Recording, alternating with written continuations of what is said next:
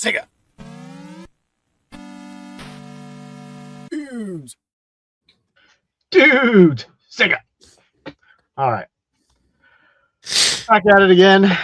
Oh, I don't know if anything interesting happened this last week for you, but we got snow on Sunday. No, I just got a video game in and that was it. We got about 1.5 inches of snow. And by mid-afternoon, it was gone. What was the temperature there? The high, I don't know. I didn't really look after it started getting up into the upper 40s. It was like 45 here today. It was wonderful. It was upper 50s today, I think, here. Chance of ice this weekend. We're going to have possibly 14 inches of snow. See, that would really shut down everything here. There would be no come in to the office or whatever. And it'd pretty much be wherever you are sheltering in place. If you got snowed in at work, you are snowed in at work. Because there is no equipment here for cleaning roads and stuff. I know Atlanta has a little bit, but I mean they're further north than we are, so they get snow on a little bit more regular basis than we do. Nope. So, I'm going to be nice and comfortable in my room, which is 76 degrees. I close my door and I'm done. 6? I was about 70. That's please say that's because of the lizards. It's because of the lizards, kind of. Yeah. And I moved the PlayStation on the floor because it was too hot up here. And with the PC running and everything, it keeps the room warm. They will do that.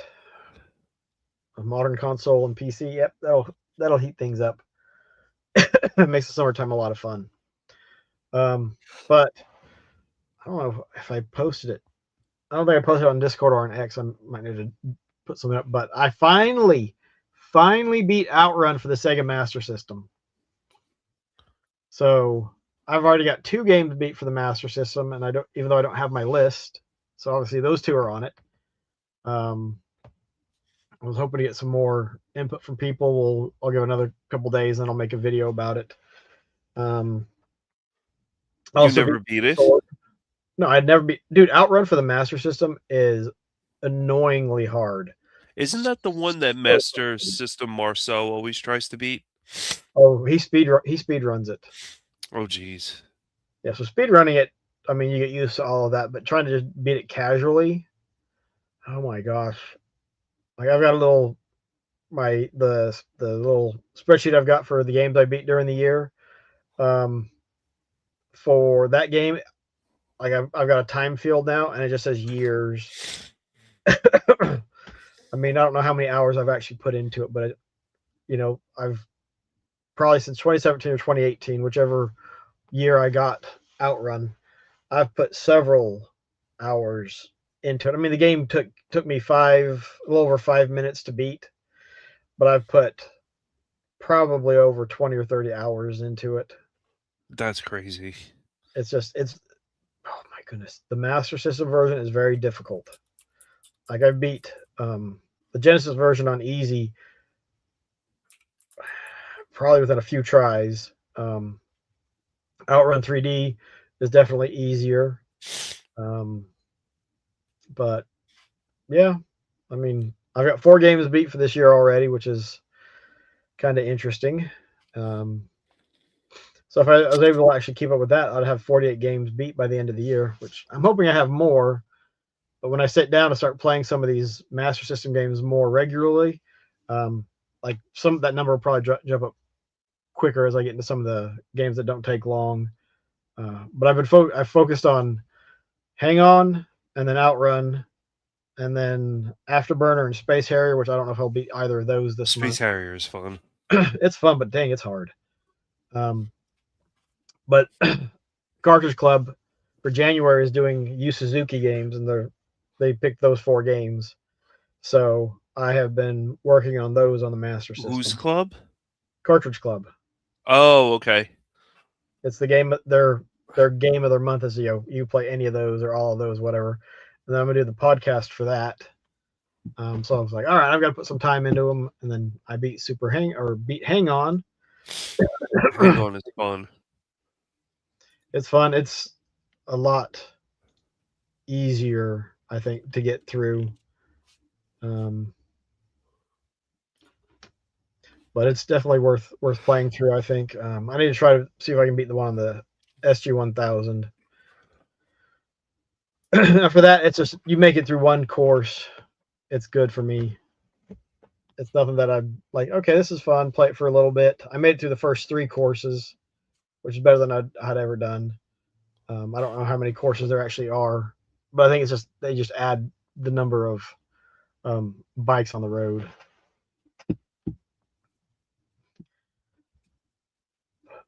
Yeah, that's.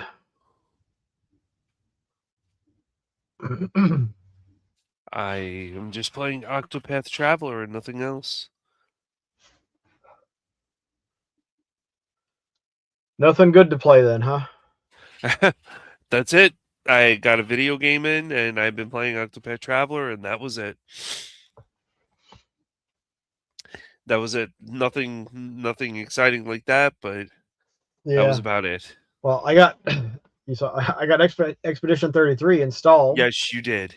because it had to install 40 some odd gigs from the disk, and then 25 from the cloud, which I was hoping it would have everything on the disk. They Obviously, never do. it doesn't. Let's see. They never do. It's just the way it is. Yeah, for most modern games, unfortunately, that is the way it is. You have Donkey Kong stuff behind you.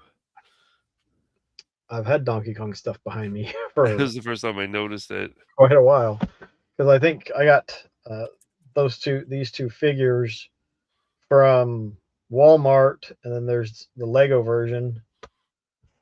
Does that have? I think it has Donkey Kong and Cranky Kong. Yeah. Yep. And I don't know if you there's this little itty bitty guy right there. Oh yeah, I see that. That's Junkman. He's a muscle figure. So if you had a chance to play Donkey Kong Bonanza, would you take it? If somebody gave me a Switch, sure. Switch So 2. Switch 2. So if it was for a trade, would you do it? No. I don't. A Switch 2 does not matter to me. I do not.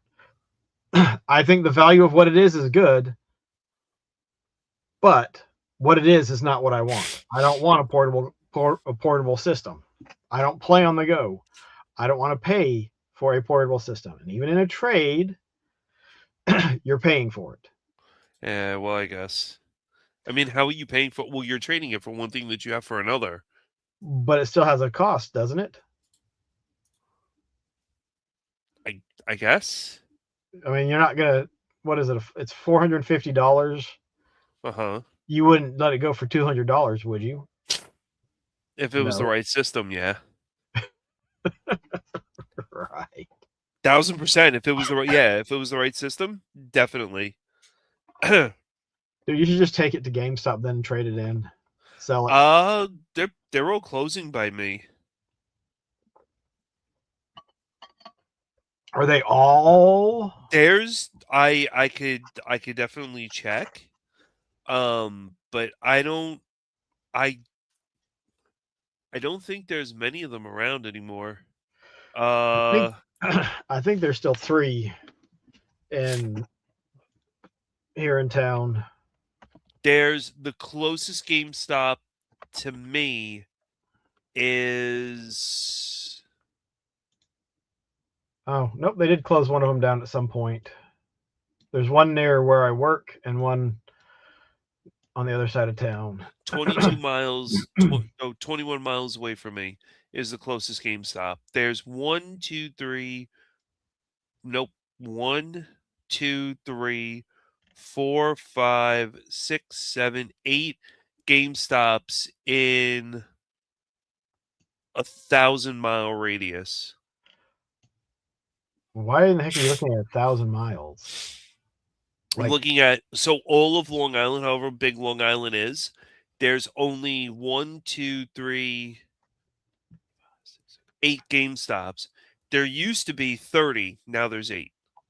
yeah, but when there was 30, you didn't think that there was too many? Like, there was 3 in I our town, and I thought 3 was too many. I did, but now there's not that many. And I think that's just a cart. Oh gosh darn it. It's just a market correction. They've ripped. Well, there's a lot of visibility that goes on with the Pokemon cards, and people feel like they've ripped them off with what they get them in for and what they sell them for. It's wild. Then my thing with all of that stuff is if you do not like the price of what you're paying, don't buy it. But people, they're going to whine and complain, and they're still going to pay for it. So, in my mind, it's like, you know what? You're getting what you paid for. It's true. It's obviously not so much that you don't want to pay it. So, kind of like just quiet, because They complain way too much. yeah, Just it is what it is. it is. I went to like I said, I went to a GameStop here, and it was BS. I've right now all my games pre-orders are from Amazon or from whatever, Sigi Survivor. Yeah. There's a way of putting stuff down Ooh. below it. I don't know. So I have no idea I know. where I don't know. that. Okay. People were not happy with GameStop at all.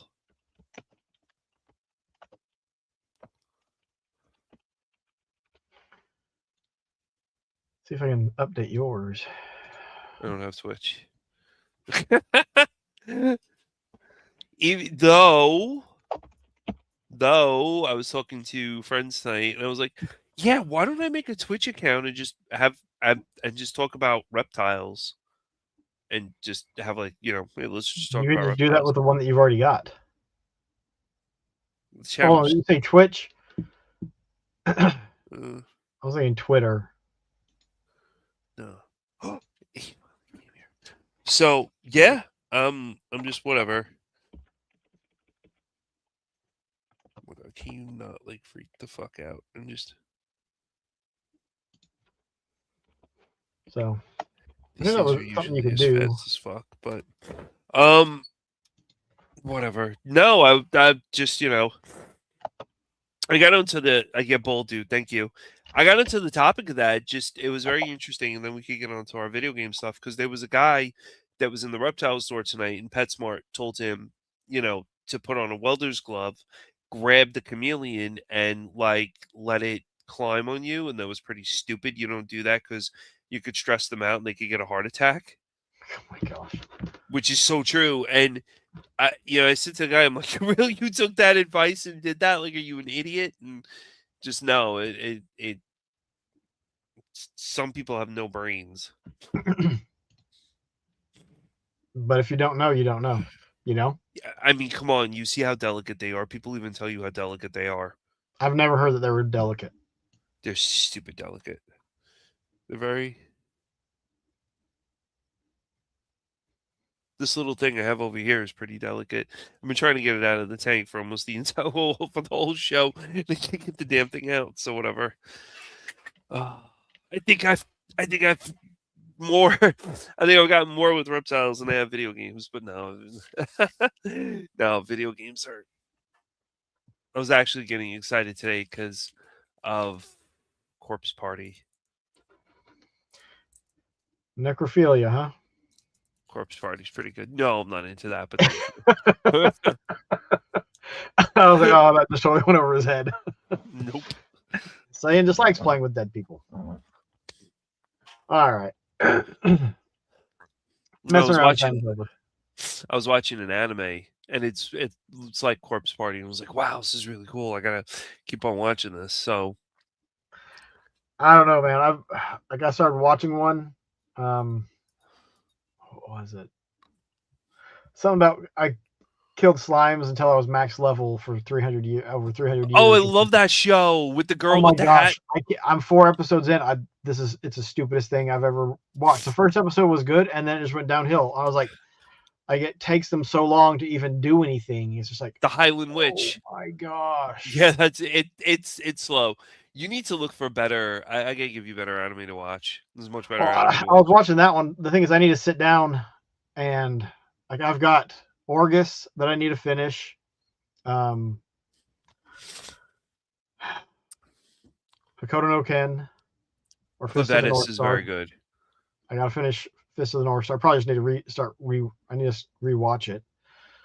I don't think I'm that far into it. Clavetis. Oh, watch Sentenced to Be a Hero. What? Sentenced to Be a Hero. It's like 90s anime all over again in 2026. It blew. The opening of it was an hour long. It was an hour long opening, and I watched it 3 times. It's very good. Very, very. You have to shoot me a good. message on Discord so I can remember that, because I'm not gonna remember it now. Because we've got to watch and talk about the Xbox Direct that happened today with a whopping 4 games. It was. Yeah, I was expecting more than 4 games. Because when it was over, I was like, "Is that it? Are we supposed to stick around and they're going to do another several?" I was like, "Nope, that was it." I was like, "Okay, that was interesting." It was very underrated.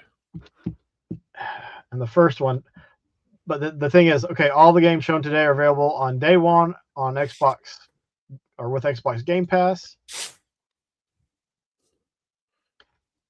And then they're also Xbox Play Anywhere. So, yeah, you buy it once, you play on Xbox consoles, Xbox on PC, and Xbox Cloud with cross saves and cross progression. Which the Play Anywhere is neat. If you buy the game or if you have Game Pass Ultimate. Oh, so it does work with Game Pass. Yeah. If you have Game Pass Ultimate or Xbox on PC, then you got access to all those games and they're cross-play. Or sorry, Play Anywhere. Like Recore had that and I bought it. And so I could play it on the PC, I could play it on my Xbox, I could jump back and forth in between. And it was really cool because I'd be on the Xbox One and I'd be playing it downstairs. And I was like, okay, well, let me go upstairs and start messing around with stuff up here because then I could have, a show open and something else open and then play the game. And yeah. So Play Anywhere is pretty cool. But I believe all these games are cross-platform, so you'll be able to get them on PC, you'll be able to get them on Steam, as well as on the PlayStation 5, which it looks like they're all launching at the same time, which I think is kind of silly for Xbox to do, but whatever. So the beginning was really, I thought, kind of dumb. There's showing a bunch of people. I think it was a few minutes before they actually started. Here we go. It was. Have been working on. And I'm Don Arcetta, art director for Forza Horizon.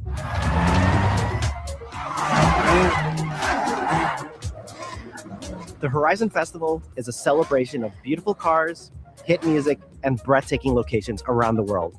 Yep. And now this time they're in Japan. And you get access to Legend Island, an exclusive region of the world with unique events, tracks, and areas to explore. And that will be a true accomplishment. That does look pretty Throughout badass, that journey, though. all of Japan outside the Horizon Festival is yours to explore at your own pace. So, let's talk about the location we've all been waiting for. Japan is the ideal location for our biggest, most exciting game yet. Full of beautiful landscapes and stunning contrasts of rural and urban, modern and traditional. This is our largest map, full of verticality, diverse biomes, seasonality, and breathtaking driving experiences, elevated by Japan's unique car culture. Which if I was into racing games, I would think that this was great. I mean, it looks great. It plays well. I'd be sold, but if it comes out for Game Pass, I'll pick it up for Game Pass PC and play it on the PC. All of these games are on Game Pass. Oh, okay. That would be interesting. They're on Game Pass and they have Play Anywhere.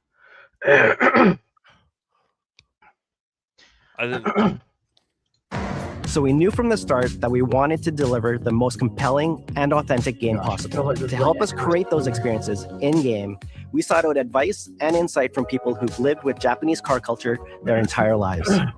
Adapting it for Horizon's open-world gameplay.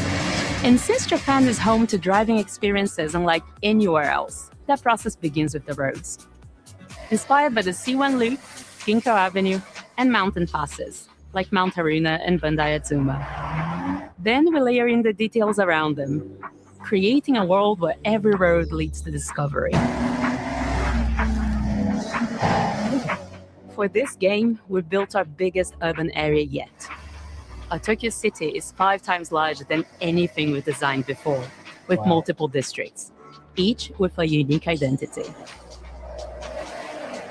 We work to create a city where every road, every corner, and every shortcut is fun to drive and a delight to explore. If I was into the sports games, seasonal change in Japan is dramatic, and these changes are widely celebrated in local culture. We've captured that in games so that you'll see those changes reflected in the world around you as you explore. That was the Skyline GTR. That sense of exploration is at the heart of the game. Everything you find on your road trip in Japan is something for you to collect. Cars, houses, landmarks, mascots, and more, all tracked in your adventure journal. Japan's car culture is one of the reasons we've been so excited for this. Some of the newest, most exciting.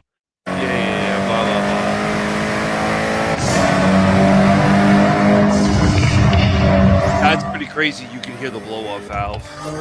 The thing is, they put a ton of GTR. detail and attention in everything. That's like my dream car. And decorate directly in the open world. This is one thing. Freely across all 4 seasons in Japan, creating a rich and truly authentic world for you to experience. In Forza Horizon 6, you'll have new ways to shape that world with features that let you make a life for yourself in Japan. Our new customizable garages are the perfect place to do that. You'll find one of these at every player house, big enough for multiple cars, where you can freely decorate the entire space. And when you're done, you can invite your friends over to see what you've built. But the ultimate place to express your creativity is the estate. This mountain valley starts off completely empty and overgrown, but once you unlock it, you can build and decorate directly in the open world here, and anything you construct is permanent and visitable by your friends. Our teams are fully committed to Forza Horizon being the open world driving game for everyone. We'll be carrying forward all of our accessibility features from previous games. We'll also be adding in new options like proximity radar for competitive players and auto drive for players who want to lean back and appreciate the world in motion. Now see, the auto drive, I think I could kind of get behind that because I like I said, these games don't do it for me. I'm not good at them. I don't want to invest any time to learn how to do it.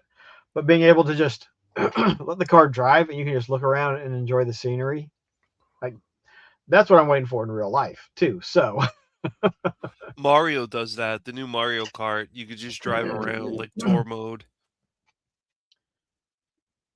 Yeah, those are 2 different beasts though. Yeah, I know. It's like that's like you sticking a coin in like a machine outside of the grocery store and riding that versus something like this. Yeah, that's like totally 2 different animals. Yeah, this is gorgeous. The more I watch this, the more I'm wondering if I should try this for Game Pass when it comes out. You got Game Our Pass. major new accessibility feature is customizable high contrast mode, making the open world of Japan visually accessible to everyone. No matter how you and your friends play, you can customize Forza Horizon 6 so you can play together. Japan is with new shared experiences like Horizon Time Attack circuits. These are seamlessly part of the open world, with no loads, no matchmaking, just a truly social experience with you, your friends, and the in-world leaderboard. Playing together is easier and more rewarding than ever. Forza fans are incredibly creative, making everything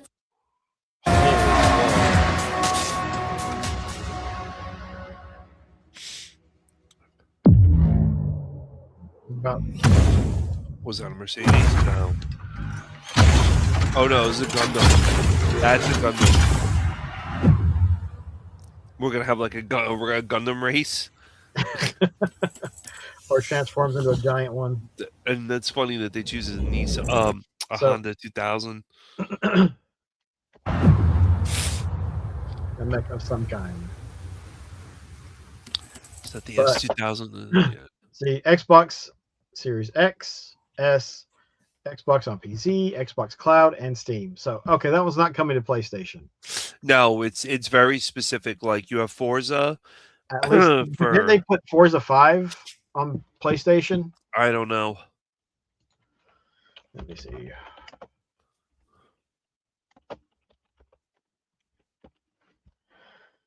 Do a quick look. I think, yeah, for Forza Horizon 5, $60 on the PlayStation 5 store. Oh, So it'll be a while, but it'll come out on PlayStation. So, but Play Anywhere, Game Pass. I think is like this one. I'd be surprised if Xbox isn't going to try and charge $80 for it. Let's see if I can get the Xbox website and if they have anything on the price for this, because May 19th, not that far away. It's 3 months away.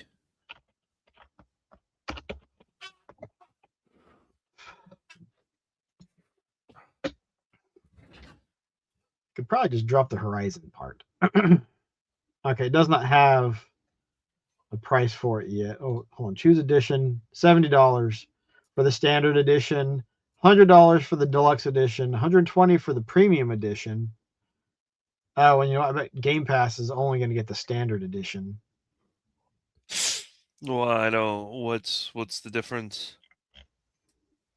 I don't know. Let's see if it says anything. So the premium, you get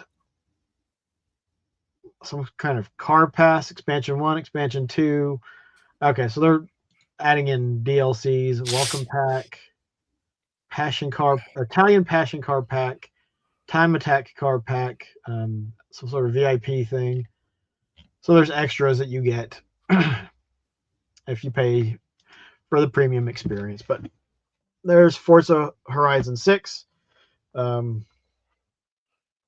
Yeah, if you like that kind of stuff, I mean, something to look forward to.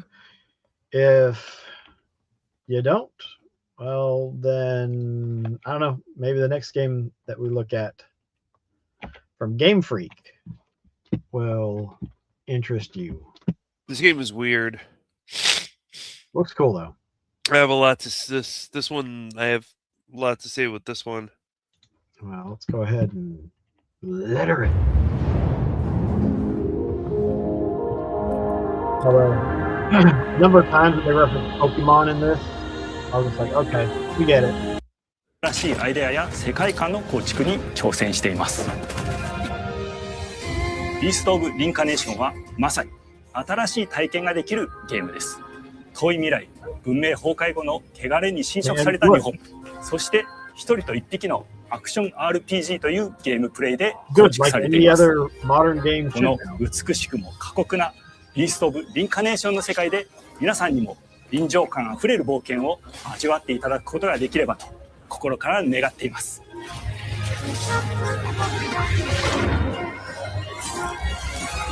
これまではポケットモンスターシリーズでバトルプランナーやサウンドマネージャーを務めてきました。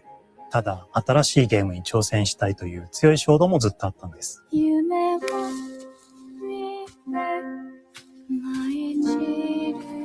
So first, I have to notice the role for dog is hurt. 最初は黙々とそのゲームである感覚を自分の心に問いかけることから始めていました。世界観もキャラクターもゲームデザインも決めずに、ではポケットモンスターシリーズを通じて生き物やパートナーを描いてまいりました。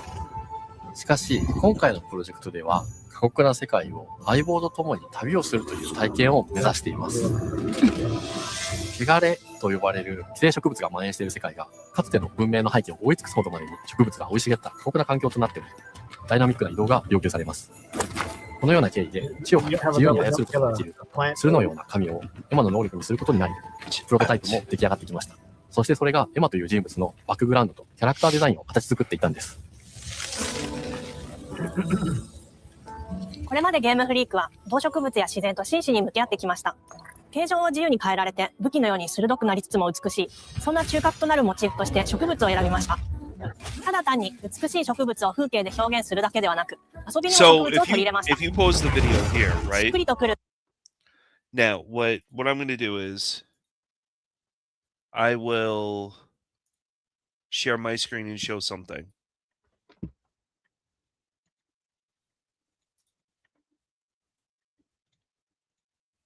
Okay, so what you just saw was an attack from whatever animal it was. And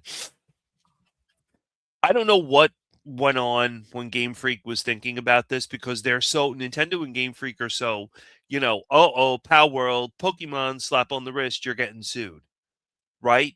Like, very heavily, if something resembles Pokemon, you're getting sued. That's just the way Nintendo and Game Freak are. But if you look at this image, and then if we scroll down to the boar, and then if we scroll down to Rat Tail, tons of similarities between Wild Hearts and between this game that's coming out. Huge amount of similarities. Look at this just in general with the cherry blossoms, the big tree, the earth with the ground and the vines. This dude has vines on his tail, and when he hits you, the vines go into the ground. I think, like 300 hours in Wild Hearts. And when I watched this, I said, there should be, like, intellectual property rights that they should sue them for. Because but the graphic style that both these games use is nothing new. The Vine stuff is nothing new. Like, Enslaved, back on the 360 and the PS3, like, they may not have had, obviously as much detail, but they had stuff like that, where things have gotten corrupted and overgrown and whatnot. So neither one of them is the first game to do it. But I'm talking about the design of the animals is very, very close to something that looks like this. But they're also not the first ones to do it. It's been done before. I've never seen anything like a design like this in a game. But it's been done before. Just because you haven't seen them doesn't mean it's not there. I don't know, but it's very, very similar to Wild Hearts. So if you bring it back to the video. But do you think that they saw Wild Hearts and then copied the style, or the style was already being done? Not the amount of time it would have taken to do that. Wild Hearts came out a while ago. And I think that they looked at this and said, okay, like, the art style, and went from there. Look at when Wild Hearts came out. 2023. So 3 years ago. I bet you this game has been in development for 5 or 6 years. I doubt it. But again, it's very similar. Neither one of them are the first ones to do this kind of thing. I would really like to see if there's other games out there that look like this. But because it's set in Japan, you're going to have cherry blossoms. Yeah, that I get. That's just going to be a thing. but you've had I mean, didn't even was it Horizon on the PlayStation? Don't they have stuff that's corrupted and has stuff growing off it? Horizon was very different when it came to PlayStation. The second one was woke garbage. The first one was amazing. That game was phenomenal. But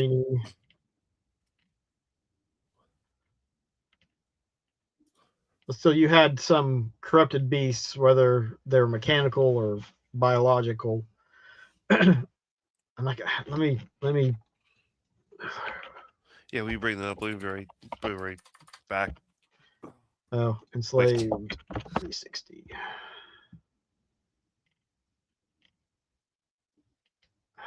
Of course, you look it up, and all you're getting is like pictures. People love to post pictures of the cases. Oh.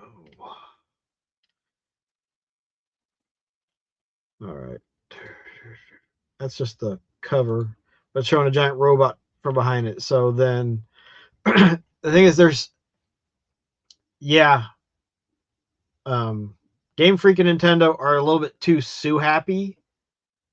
But they do so to try to make sure that their intellectual property is not being infringed, which they're within their power to spend the money to do so.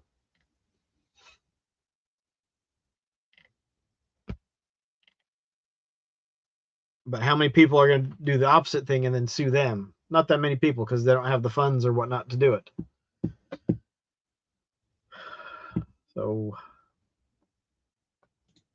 we'll just let 遊びにも植物を取り入れました。しっくりとくるモチーフを見出し、ゲームデザインとモチーフを紐付けることは、さらに植物をモチーフとした重要な存在として、植物と動物が融合した生物でもある腐植体も出来上がっていきました。腐植体のデザインは当時私が注目していたデジタルアーティストの森田裕樹さんにお願いすることにしました。世界の舞台を作ると同時に、エマとクーの物語を作り上げていきました。ストーリーの舞台は西暦4026年の日本です。はるか昔に発生した汚れという名の寄生植物の影響で、人類の大半が消滅した後の世界です。エマは腐植体を狩り、その汚れを自分の体に封じ込めることができるという特別な能力を持っています。ただ、それがゆえにエマを恐れられ、人々が住むコロニーから隔離され暮らしています。エマと彼女の相棒となるクーは日本の東の地で出会います。そのクーの目的がこのゲームの謎の一つでもあります。名前は何だ？クーだ。クーから目を離さない方がいい。ああ、わかってる。封じ後、エンバー。お前に輪廻の獣討伐の命を出す。都に迫る輪廻の獣を討伐するには、エマとクーの力を強化していく必要があります。そのためにこの世界に存在する強力な腐植体、主を討伐し、その力を取り込んでいくことになります。汚れを封じることができるエマにしかできない特別な役目です。腐植体はこの世界の畏怖の対象であり、最も象徴的な存在です。汚れに寄生されて巨大化していった生物たちです。エマとクーが戦う強力な敵です。腐植体は汚れを吐き、その巨体で世界を蹂躙していきました。腐植体の中でもひときわ大きい主と呼ばれる存在は、植物を操り自身の支配地域に汚れの森を呼び出します。汚れの森に入ると周囲の環境がガラッと変わります。手強い腐植体が襲いかかり、プレイヤーの行く手を阻むのです。そしてこの世界にはゴーレムというもう一つの勢力があります。ゴーレムは過酷な世界を生き残るため、かつての人間が魂を機械の体に転送した姿です。2000年の間に凄まじい戦闘技術を見つけましたが、一方で魂は劣化してしまっていて暴走しています。エマとクーは様々な人物と出会います。長い旅をサポートするブラッド、カグラであったり、あとはクナイというエマと同じように腐植体を連れた剣士と。So all the legal mumbo jumbo aside, is this a game that you think that you would play? Yeah, probably. I played Wild Hearts, so I'm going to play this. Yeah.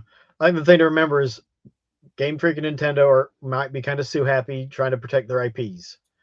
Not everybody else is so gung-ho. But yeah, it looks neat. It looks great. I look forward to it being $10 and picking it up. も巡り合います。とどめはきちんとさせる。エマとクーは同じく汚れの力を宿していて、互いにその力を影響させ合いながら戦います。例えば、エマが敵の動きを見極め、攻撃を受け流すと、クーに力が溜まり、開花技という強力な効果を持った技を発動できます。そして、開花技を放てば、さらに次のアクションの選択肢に幅が広がります。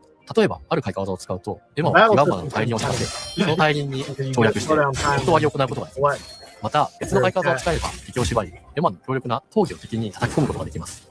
開花技の選択中は、時間がスローになり、考える時間が生まれます。ターンベースの RPG コマンドのように考えることになります。スキルを磨くほどに、エマとクーの連携は研ぎ澄まされていきます。互いに補い合う関係で、2人は常に繋がっているんです。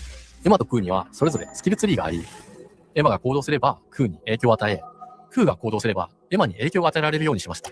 また、エマとクーの親密度が上昇するにつれて、装備できるスキルも多くなります。様々なスキルを組み合わせることで、独自のプレイスタイルを作っていくことができるんです。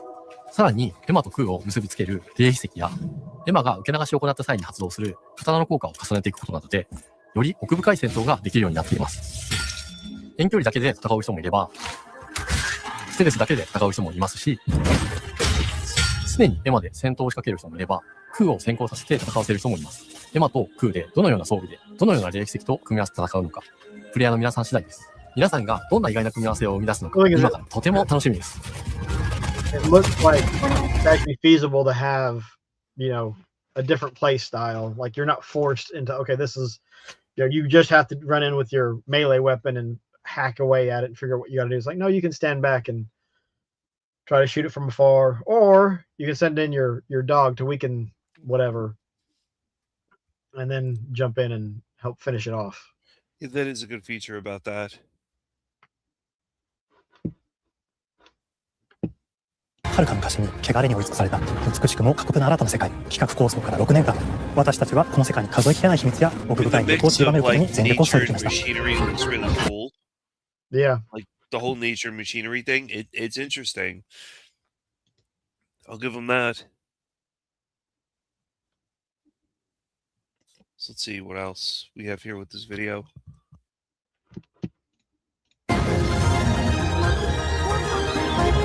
すべてのプレイヤーの皆さんにビースト・オブ・リンカネーションの世界を体験していただける日が待ちきれません。本作は今年の夏、Xbox、PC、そしてプレイステーションでリリースされます。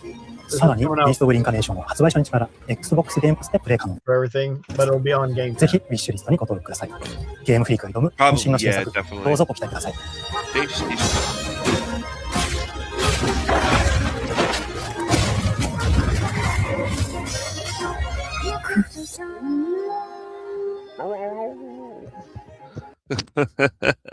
When does this even come out? Summer. This summer. Nope. But see, Xbox Series XS, Xbox on PC, Xbox Cloud, PS5, and Steam. But it also has Play Anywhere. So it looks that's interesting. Play Anywhere. Play Anywhere, like I said, is neat. Play it on your console and then move to your PC. Or the cloud, which, I mean, I don't think I have anything that I would want to actually use to try to play on the cloud. But, you know, maybe one day. Probably not. Because I want to play. I like playing local. You know, until we get fiber internet, I don't really see a point in trying to get to play on the cloud. I agree. But on to the next one.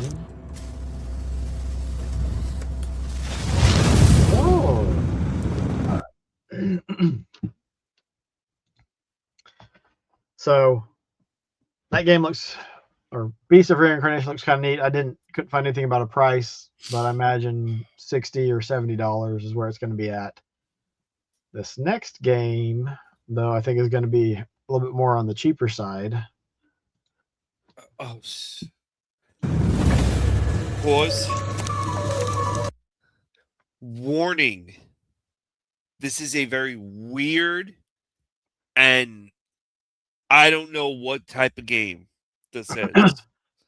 I don't know what direction they were going with this. The guy's cool. Hello, I'm Tim Schafer, founder and studio head of Double Fine. Who, this guy? Yeah, I mean, I found him interesting. I found it where he was describing things like this. And honestly, I give him a lot of credit because if you're a studio head of a company, this is a very bold approach to go with. I don't know where the hell he was going with it from a business standpoint, but I understand you're trying to be different and you go with a very bold approach, but really? Well, did you listen as we watch the trailer and he tells you how this game came about? No, I know. It was very like deer in headlights with this game. But that's the thing, is because the way they do it, everyone in the company gets just get to pitch a game, and someone has an idea, and eventually they, okay, well, let's make this one. Productions. And this is Elizabeth Larkin, senior tools programmer and junior in-house ceramicist. At Double Fine, we try to take a little time every so often and create quick game prototypes. Anyone in the company can pitch a game idea, and we have a vote on which ones we want to try to make. We forget the projects we're currently working on, basically get amnesia, and we do this for 2 weeks. That's a fortnight. And we build a few of these experimental game prototypes. We call this process Amnesia Fortnite. We've had all sorts of great ideas come out of this process. Amnesia Fortnite. I didn't know what Fortnite meant. It's just like this clay. Fortnite, the video with a little bit game? of pressure and creativity.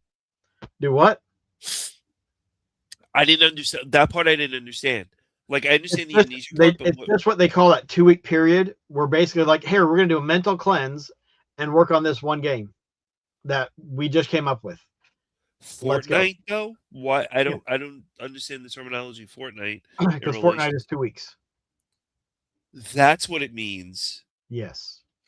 So a That's why Fortnite. they're forgetting everything else for 2 weeks. That's why you're the brains of the operation. Something interesting is created that wasn't there before. Our next game came out of Amnesia Fortnite. It's all about encouraging you to create with others, and then use what you create to destroy each other.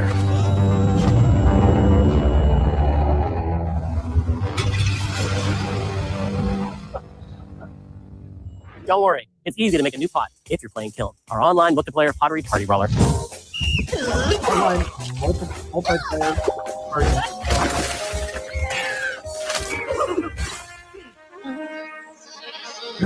I can see it being a fun. We love to explore new and original ideas here at Double Fine, alongside last year's Weird But Chill Gang Keeper, featuring surreal and dreamlike exploration.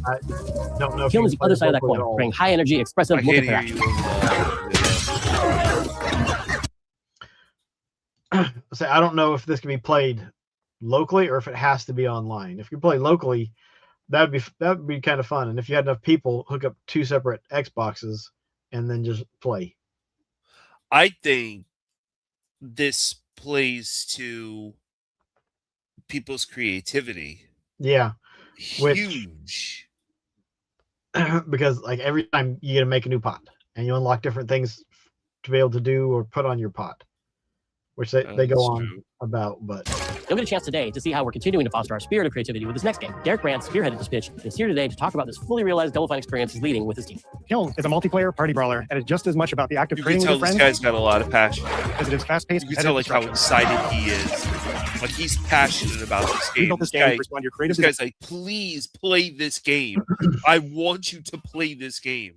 Like you could tell his enthusiasm. yeah. Well, it'll end up on regular Game Pass, so you can wait and play it then, or you can I think this is buy going to end up on the bargain bin floor. But well, I think it's gonna come out and only cost $20 or $30. I don't think it's not gonna be a $60 or $70 release. Oh, 1,000%. Yeah.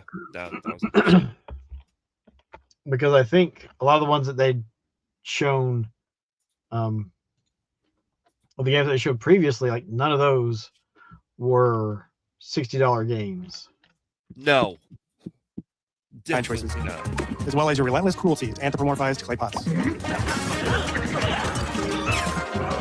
I've spent my career as a concept artist, focused on coming up with unique characters and environments at Double Fine. But I also play a lot of action titles, which got me wondering, what would a game look like that included not just the cathartic element of destruction and action, but the equally cathartic act of creation I was familiar with. This as guy an artist. likes saying cathartic I stumbled on the too answer much. one day.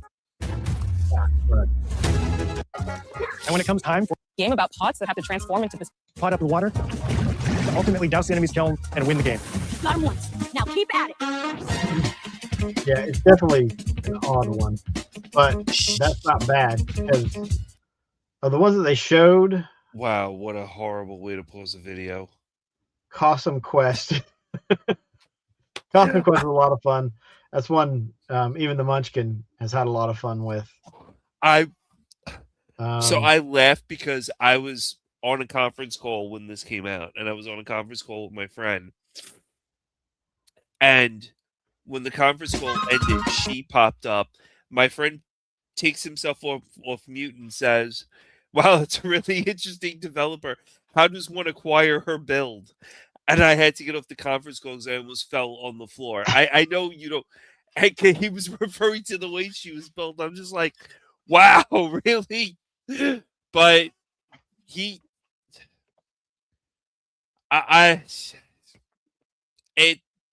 listen, it's interesting. It's a very bold approach to a game. I don't know if the artsy fartsies in Manhattan will love this because you could play to building pots and colors and stickers, and I don't know. I really would like to hear your opinion on this. I think it's cool. I think it looks neat. I think it'd be a fun time. Again, it depends on I'm not sure I would care so much about spending a bunch of time crafting it, any particular design for the pottery. I mean, it'll be interesting to see if there's an uptick in interest in creating pottery for a little bit once this game launches. Oh, I could make pottery in this game, so it won't be anything to learn how to do it in real life. I mean, I'll say this with this game, and I think you'll agree with me. It's a very new IP. This is a totally new IP. I have never seen anything with pottery, creating pots, putting stickers on them, smashing them, and putting your kiln out. This is something that big time game developers should look at, is new IPs like this. Please create new video games. It's a new IP, but they're just sticking different things from different genres together to make it. Right, but I think it's cool. Like I said, I think it'll be fun, but I don't see it as, and it's not groundbreaking or anything. But the thing is, no, it's fun. It looks fun, and that's what games are supposed to be. Yes, fun. Exactly. With Kiln, we wanted to give players what we know they've always wanted from Double Fine. A best-in-class pottery sim, of course. With this strange concept came lots of design challenges, though, because it's a game about pots that have to transform into bespoke ceramic warriors. We had to figure out how to make an art tool, a character builder, and a loadout system all together, while keeping the whole experience approachable for anyone, not just pottery masters. After many iterations balancing simulation with arcade-like simplicity, we landed on a design that lets you feel like a master potter who can easily make any pottery shape you can dream of, even if you've never seen a potter's wheel. It's weirdly satisfying. We've carefully married the clay technology with the behavior of the sculpting tools and controls to make sure anyone can pick it up in seconds. People are just going to spend Refine it with hours sponges, making shapers, pots. and straight edge tools to get specific and make it yours. As you sculpt, you'll notice the game recognizing the different shapes you've made. It'll automatically detect when you're shaping things like cups, vases, bowls, and many more. So that means we had to ask ourselves, if I was a vase, and this vase that I just made was now my body, what can I, as a vase, do? Every pot in Kiln needs to have a core set of moves fit for a warrior. To run, jump, attack, and roll. They also must have moves fit for a pot to fill up with water and then splash that water out. Each shape has its own unique way of performing these moves, and because your shape matters, the animation team has taken on the challenge of bringing those different pot shapes to life in surprising ways. In addition to these core moves, each shape also has its own special attack, which we push to be the most fun and over-the-top moments in the game. Cups popping popcorn, bottles turning into swords, jugs blaring like megaphones, plates flinging pies. Everyone's shape is doing something different and exciting. As you fight over the water on the battlefield and try to extinguish your opponent's kiln, you'll have to pay attention to each map's unique nuances. Our mantra of shape matters carries over into our maps. We specifically designed our maps to integrate with how you choose to play and what pot you choose to play as. So you'll see things like secret tunnels that only fit certain size pots and pathways that are only traversable with certain shapes. You'll fight on fractured, floating pieces of ancient history, like an ancient Greek nightclub fit for Dionysus. It's even got a dance floor. Navigate Athena's giant strategic war map, inflating sponge warriors with water to rearrange the battlefield to your advantage. Fight in the Egyptian god Set's dingy punk venue, complete with a mosh pit where only one pot can emerge unbroken. Leverage your unique creations. Everything from your size, your capacity to carry water, your speed to cross the battlefield, and other choices you can make will define how you want to approach your playstyle. Do you want a team full of large cups, maximizing your dousing potential? Or a team of tiny ninja saucers ready to quickly smash up anything that gets in their way. Or a unique combination you've discovered that balances power and splash ability. If you're skilled enough to end up at the enemy kiln with lots of water, you can unleash a powerful super splash ability that does tons of damage and makes the kiln vulnerable to further attacks, letting you and your team dunk on the enemy kiln to either win big or turn the Do what? I said I want to make a pot that's in the shape of her. tide and make a comeback. And that It was just horrible. At the end of a round, the cycle of creation and destruction with that loops around bad. again, and now you're back in the wedge, a multiplayer lobby where you can hang at the wheel and make something cool with your friends. You've just earned XP points and chips from battle. Now you can load up on art supplies and expand your pot making options. I think of the game being so much about the fighting, but when people play it, they just want to create all day long. Our decoration system was designed to support your creativity. As we did with the design of the sculpting process, we looked to the Pottery Studio for inspiration. That's cool. We found ways to translate the experience of adding spouts, lids, and handles, as well as glazing to kiln. Every design choice we made ultimately serves the goal of enabling a near infinite range of possibilities. We can't wait to see what your favorite designs are. It's all about my pizza party themed small jug. It becomes a drill that can dive under enemies, and it pops up with a special delivery of destruction. I love a medium jug, a simple handle, a 2-layer watermelon glaze, and I'm ready to bring the good vibes into the chaos. My favorite is the large vase. It has a UFO-like animation, and it's great for team defense and protecting your base. Hands down, the best pot shape is a small bowl. It's perfect for sneaking past enemies. Plus, its ice cream theme special is so cute. One of my favorite warrior pots has to be medium base. It's decently fast for invading enemy players and matches. The decorations really make it shine. A curved elbow style cupid's handle, some spiked charms, with a rainbow glaze, and one butt sticker. You can't go wrong with butt stickers. My favorite pots use the absolute most material possible to make the biggest pots possible. I call it tiny. Whichever pot you decide to create, whether you're a budding artist or a seasoned gamer, you'll be fulfilling your pottery power fantasies when Kiln launches in spring 2026 on Xbox, PlayStation, and PC. This is just the beginning of the Pottery Party, as we bring regular updates throughout the year with expanded decorations, new activities and game modes, and much more. Creating is more fun together, and we love your help sculpting this experience. Be on the lookout to throw down with fellow Double Fine fans and join the Double Fine Action Insiders for an even earlier look and a chance to play in our closed beta very soon. You want me to say it 5 times? That's mean. It's supposed to be. Okay. This game is called Kiln, an online multiplayer party pottery brawler, online multiplayer party brawler. Never do it twice. Okay, I can do it again. Online multiplayer pottery brawler. Playground Games is renowned. Thrilled. Oh wow! It's Fable. Welcome to Playground Games. Yeah, let's. I feel like as they were talking Fable, they should have had a Guinness in their hand. It would have just made the whole experience a lot cooler. I don't understand why. Okay. Isn't Fable like, Scottish and English lore? I don't know. I just think think I I played accident. some of the second one for a bit. I haven't played it much. I played the first one through a lot when I actually owned an Xbox, and it was cool. Fable was really good. It was a very good game. Excellent game. Oh, I don't know. I'll play the closed beta of the pot game, and I will give an honest review. See, I don't even think I'm worried about playing the beta. I don't think, unless you have a dedicated group of friends you're going to play with, I don't see it, for me, being something that I'm like, oh yeah, let me just fire this up and run around and make pots and then play. Just doesn't seem like it. What? Beast of Reincarnation looks like a lot of fun. Like, out of the two, I would pick Beast of Reincarnation. Out of actually all the 4 that they show. But let's Yeah, Beast of Reincarnation looks pretty good. We'll jump over to Most definitely. to what we know now as Fable and see what they have to say for themselves.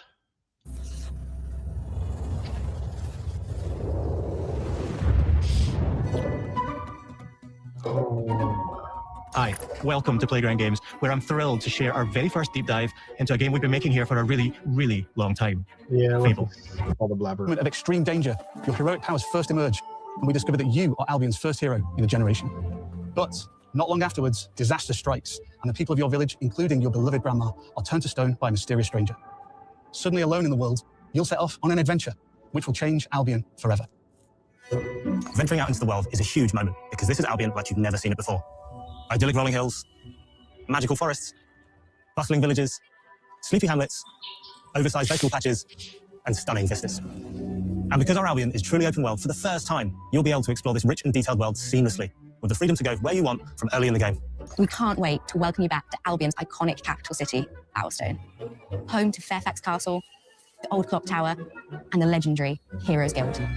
It's a huge city, full of contrasts, rich and poor, nobles and commoners, royalty and criminals. You'll spend plenty of time here during the game, as you discover the secrets of the Heroes Guild and its reclusive guildmaster, Humphrey the Golden. In the north of Albion, you'll find mountains, craggy coastlines, spooky marshes, and the bleak, windswept city of Bloodstone. Here, you'll meet the leaders of 2 rival gangs, vying for power, and uncover the secrets of the sinister, but extremely well-organized Cult of Shadows. Our Albion is beautiful, handcrafted, and richly detailed. In Albion, heroes are special, different. They're stronger than regular people. They're more skillful, more charismatic. More importantly, they're those rare humans who can harness and use magic in the world around them. They have the power to do what they want. And so do you. In our game, we want you to play as the hero you want to be. And that starts with being able to choose how your hero character looks. So, in Fable, you'll be able to pick from a range of different character heads and customize your clothing, hair, skin tone, tattoos, and scars. So the hero you play represents you. But as well as your appearance, you can be the hero you want to be through the way you play, through the skills and abilities you learn, and through the weapons you use. Just like the classic trilogy, heroes in our game fight with a combination of strength, skill, and will. Seamlessly blending melee and ranged weapons with magical abilities gives us style-weaving combat, allowing you to show off your personal playstyle against single opponents. So did you catch that he turned that one guy into a chicken, kicked the chicken, and then when he turned back into a human, he was still clucking? It's an interesting game. It is. It's good to see that they have you got to create your own character, because the one they showcased previously was tough to look at. Yeah, it was pretty bad. And large groups of enemies alike. Melee is at the heart of our close quarters combat.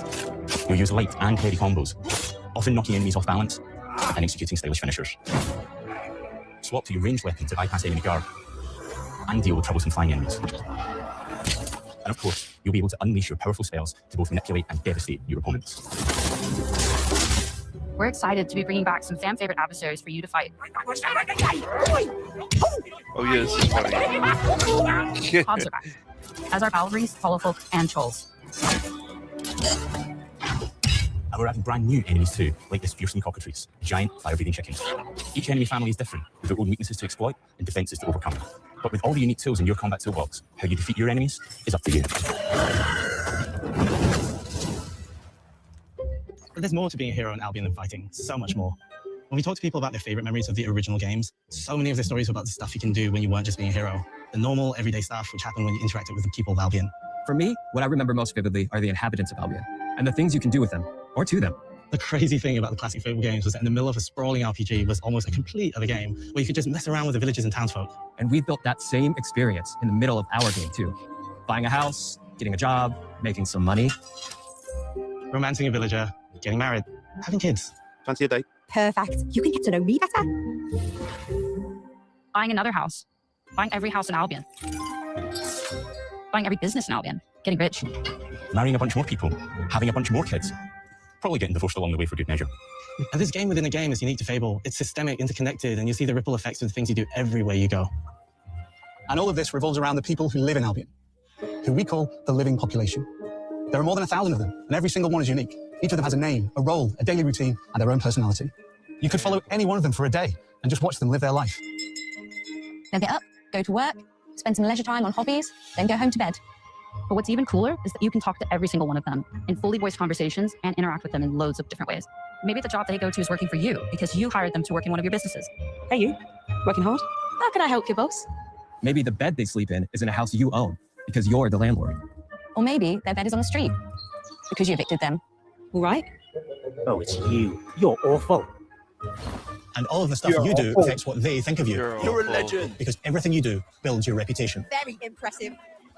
Now that's an hero right there. Morality has always been super important to Fable. That tension between good and evil underpinned all of the original games. And morality is central to our game too. But we have a slightly different take on it. For us, morality isn't black and white. There are lots of grey areas. And importantly, morality is subjective. No two people see things exactly the same way. And that's how it works in our game too. Everything you do earns you a reputation. And every person in Albion will have a different reaction to you as a result. Hello there. Yeah, we get it. You're rich. They'll remember things you did directly to them, they'll love you or hate you for the choices you make, and they will always tell you why. Although, usually from a safe distance.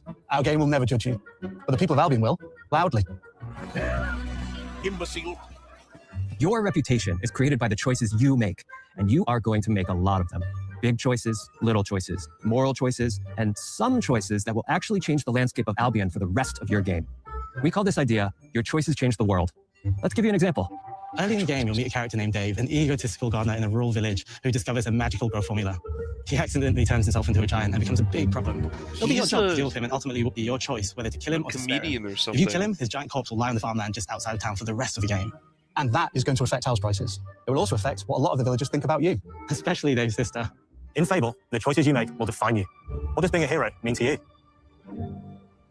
At Playground Games, we've built a pedigree for beautiful and... All right, I think that's enough of that one.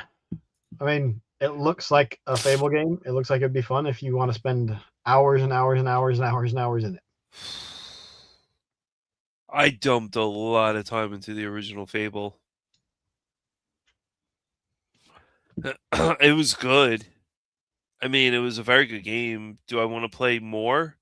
Probably not, no. Especially not that much more. Not really. I mean, it was a really good game. I enjoyed it, but I don't know, if it comes out on Game Pass, I might think about it. I don't know. You know, Well, free. all these games are coming out on Game Pass. All four Yeah, of them you will be said- Game Pass games. Okay. And with Play Anywhere. So it will be on Game Pass. So now you're going to have to decide, are you actually going to play it? And well, we didn't, but autumn of 2026. So near the end of the year. But it's coming out on everything except for Switch. Because Yeah, I don't Nintendo expect it to come out for Switch. I don't can't think have Nintendo can handle that. I don't think it could. And it definitely couldn't handle Forza Horizon 6. No, I think it would send it to the moon. But you don't get a Switch to play, or Switch 2 to play Forza Horizon 6. You get a Switch No, 2 you to play don't. Nintendo games. That's No, you don't. pretty much just point blank to the point. So let's see. Do we have any more videos? Yes. So we've both watched the Masters of the Universe trailer. But we're going to go ahead and watch it again and do a quick little reaction to it. But let's just watch Disclaimer: I do not know anything about Masters of the Universal lore. I don't know anyone in this trailer at all. The only Masters of the Universe I ever saw was the one with Dolph Lundgren. So you're gonna have to explain this to me, like an idiot's guide to the Masters of the Universe. Okay. I can do that. All that stuff that only exists in legends and bedtime stories. Talking tigers, spaceships. So if it's a land where fantasy and sci-fi, meet. Uh-huh. They've got talking tigers, they've got spaceships. Like he says right there. It's like this stuff exists here. Is that Eternia? Yes. And that was Castle Grayskull? No, I'm guessing this is the palace. And actually, Okay. I hadn't even looked. It looks like it's Castle Grayskull, which is weird because it wasn't like a part. It was kind of like out in the middle of nowhere. Was it Because, Castle Grayskull where Skeletor lived? No, the Snake Mountain. Oh, see, I'm already lost. Yeah. Okay. That's fine. I hadn't noticed that before, but you've got a bridge that extends to the castle. So in order to get to the castle, you got to get through the town, which seems like that's a huge departure, and it just lost points now because of that. Because I noticed that. Well, I'm glad my idiotiness picked it out. And magic swords that can make a man as mighty as a god. Where I come There's from, Thor or the sorceress, that stuff is real. baby Prince Adam, not quite, and then Adam on Earth, not in Eternia and grown up. How did Adam get hurt? So obviously, the palace is getting attacked, probably because that's we don't know what point this is in the movie. Maybe it's in the beginning, right before they send Adam away, which is what they lead you to believe. Skeletor is attacking, probably trying to get to Castle Grayskull, because you get to Castle Grayskull and you get a bunch of power. Why did you send me away? I wanted you to be safe. And your smell was horrendous. Oh my gosh, son, you need to learn what a bath is. So I sent you to a place I knew that they'd never find you. There's Wall Street. Yeah, so the thing with What? Hold on. Why did you send me away? Hold on, I wanted to go back.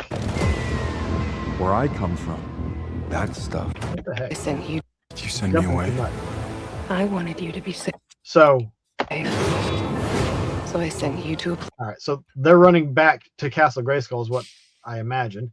But Queen Marlena, she is from Earth. She's an astronaut, and somehow she gets to Eternia through some weird space mumbo jumbo. Probably a wormhole. So that's why she knows about Earth. Okay. Place I knew that they'd never find you. There's this part, like, I don't know if the name Adam Glenn is a play on anything. Like, for me, it should have been Adam Prince. That might be a little bit too on the nose. The he him, lots of people are going on about it. Like Drake, he him man. I'm Amidala too.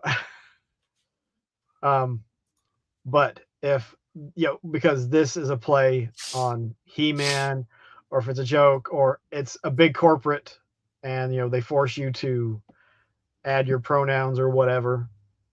That is I think just Adam Glenn stupid. is a weird choice for the name. This obsession with nerd stuff and sword things, it's not a good look for human resources.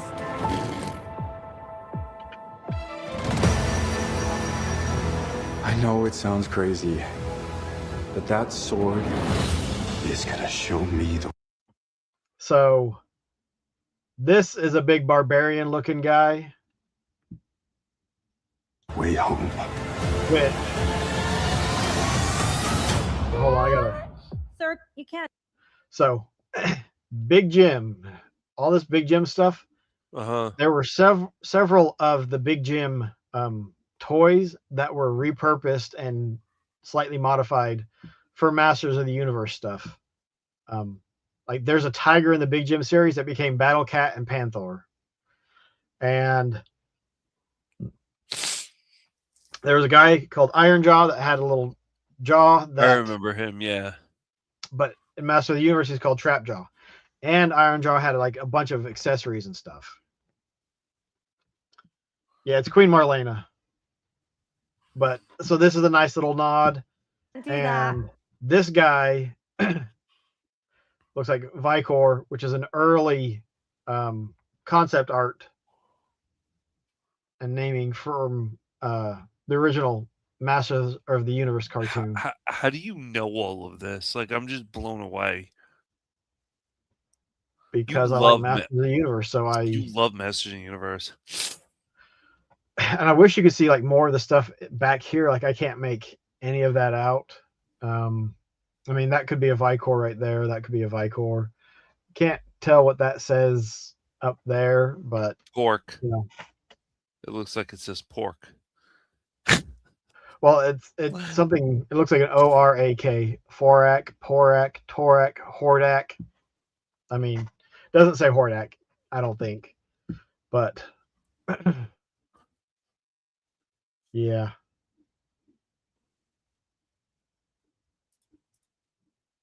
Don't worry. The sword's mine. Sword's mine.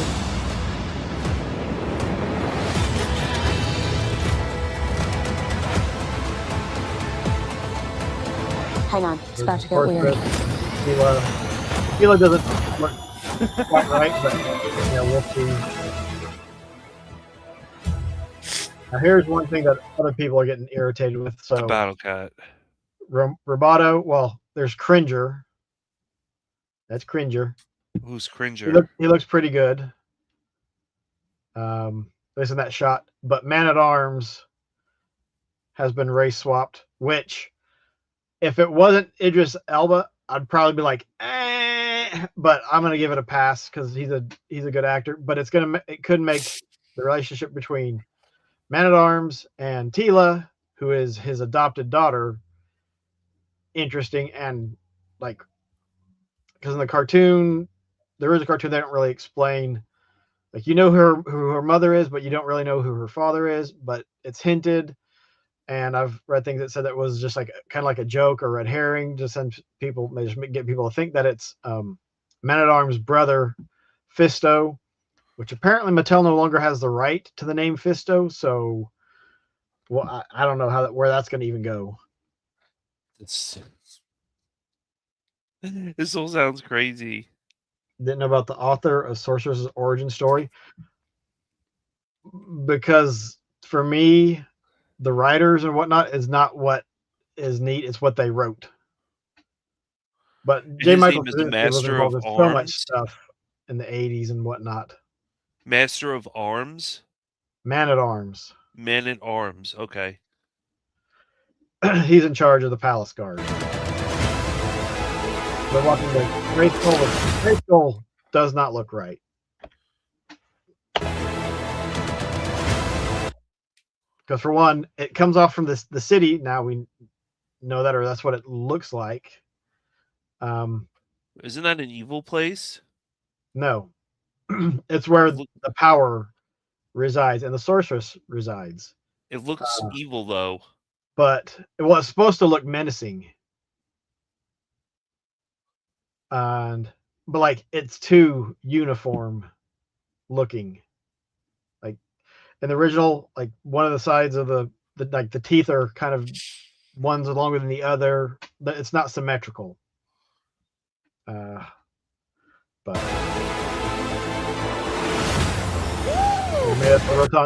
that guy, I no idea who that is. Is that Master of Arms? Oh, is that him? That could be. I was thinking it could possibly be they brought in Clamp Champ, and he's not quite Clamp Champ yet, or something. That could be Idris Elba. Trying to get a better pause frame. I don't think that is, because he has a beard. No, that's not him. Man-at-Arms doesn't have a beard. Those are maybe Rotom. What am I supposed to do? Woo! A lot of that. So can't really make out who all is there, but there's Fisto. Oh, I thought that was Aquaman. No, it's not Arthur. Was it Arthur Curry? There's a guy back there with an eye patch. Maybe that's Triclops. Cyclops? No, Triclops. Triclops? Yeah, he's got 3 eyes, and it spins around, and each eye has a different power or ability. Yeah. No, they didn't sell it to Lucas, the copyright or the rights to Fisto. Mattel didn't up the trademark for it, and so Star Wars or Lucas, George Lucas, got it when they made Kit Fisto. I have no idea that. What am I supposed to do? So there's Skeletor coming, and here's a bunch of his troops. So I guess you're going to have a decent battle between Skeletor's troops and the Palace Guard. But, I mean, that doesn't look bad. Wasn't he supposed to be blue? His head was never blue. It was his body. And take the sword. Okay. Oh, we missed. Take the sword. Okay. Oh my goodness gracious. So there's Fisto. You're gonna see him getting angry. Take the sword. Oh my gosh. Yeah, the Spike guy. The sword. Run it at 1.5 speed and they'll make it easier for you to pause. There we go. There's Spike-Or. And then next is Fisto. So was this like true to the thing? Do what? Is this like true to the comics and stuff? Is what true? This trailer. There's not a lot of context to go by. And the thing is, the comics are all over the place because the original comics, He-Man is from like a barbarian tribe. He goes off and ends up saving the Green Goddess, and she gives him, was it just the axe and the armor piece, or is it also the sword? And like it's a limit, the power is limited in some way. I agree with that statement, Drake. Okay, that was Trapjaw. Protect them.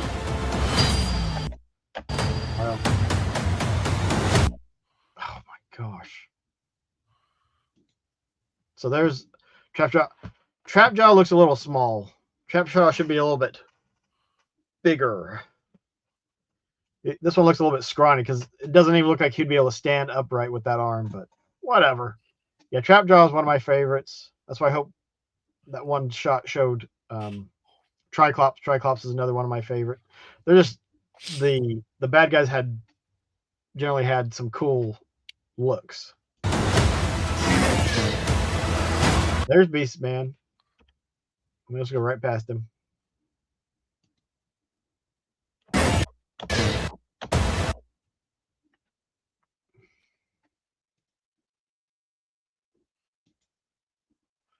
See if we can get it. There we go. He looks okay. And that, that looks like, obviously he's jumping on cars. That looks like where he's on Earth. So Beastman ends up on Earth.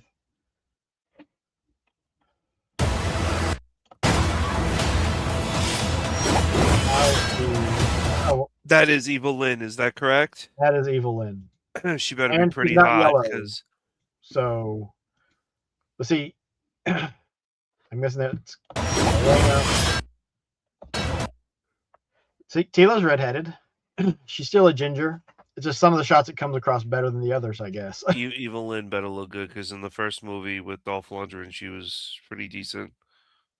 That movie had lots of issues with rights to characters and what they could and couldn't do, and the final battle scene was, I think they may have filmed it, or they couldn't afford to film it all, so they had to cut it down. That's one thing that's like, okay, what's going on here is this is Cringer, unless when he becomes Battle Cat, nothing different happens. Like, that's not a Cringer face. Just not a Cringer face. That's a Cringer face. Ooh. Oh, Adam. Do. Yep. Okay, could be part of the transforming part. If he's transforming, that'll go with the he, him in this. No.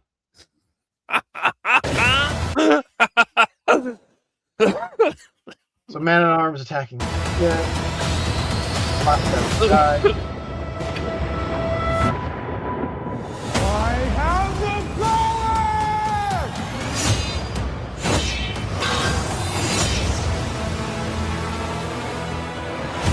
I think it looked interesting. I think it was cool.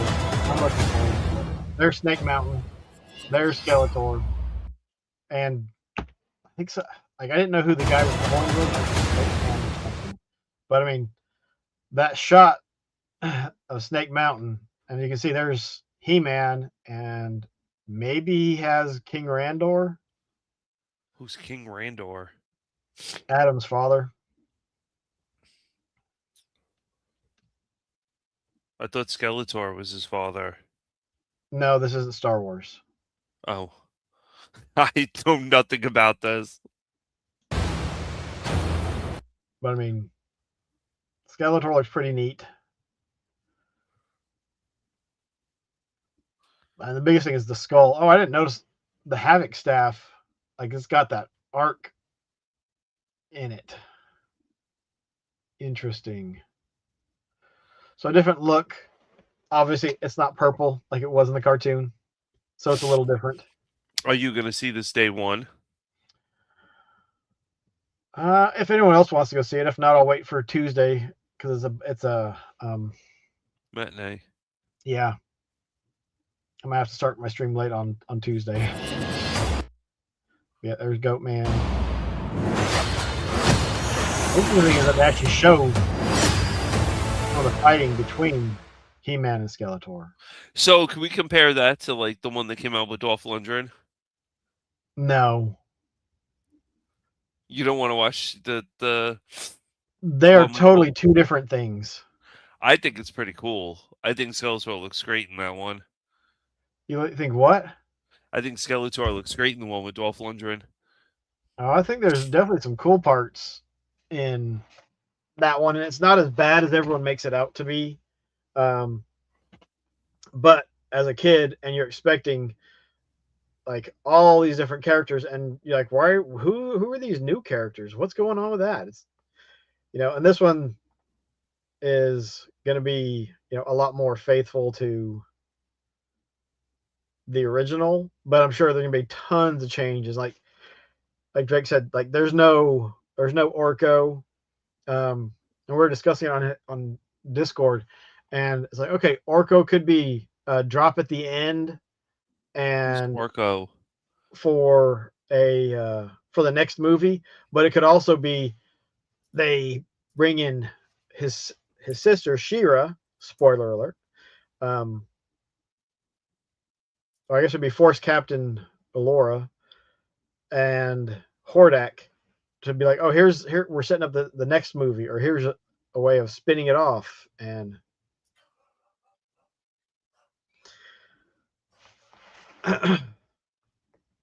so either one of those is like they bring him in as a way of, but there's probably shots that if Orko's in the movie, like they just did not have him rendered for those parts because they can do that now.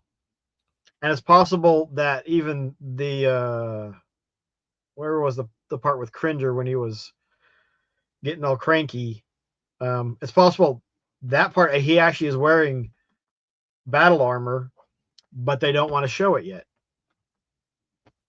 They have a guy called Roboto, King Randor. Yeah, King Randor is the king of Eternia. The sorceress, whoever that is. She is the one who watches over Castle Grayskull and lets He-Man know when things are going wonky and helps him. Officer T. Black. Susie. Oh, you're looking at names of people? Yeah, I'm looking at the IMDb thing. Oh, yeah. Who's Ram Man? Yep, Ram Man. He had the springy legs, and so he would jump into it. Yeah, Triclops. We already went over that. But that's the Masters of the Universe trailer. Quick little breakdown. Kind of cool Jared stuff. Leto's Skeletor. Looking forward to it. Yes, Allura was a Hordak and Forcer at first. Yeah. Jared Leto, I don't know about that. Tron got horrible reviews. What did? Tron. See, there were parts of Tron that were entertaining. The thing is, when you've got a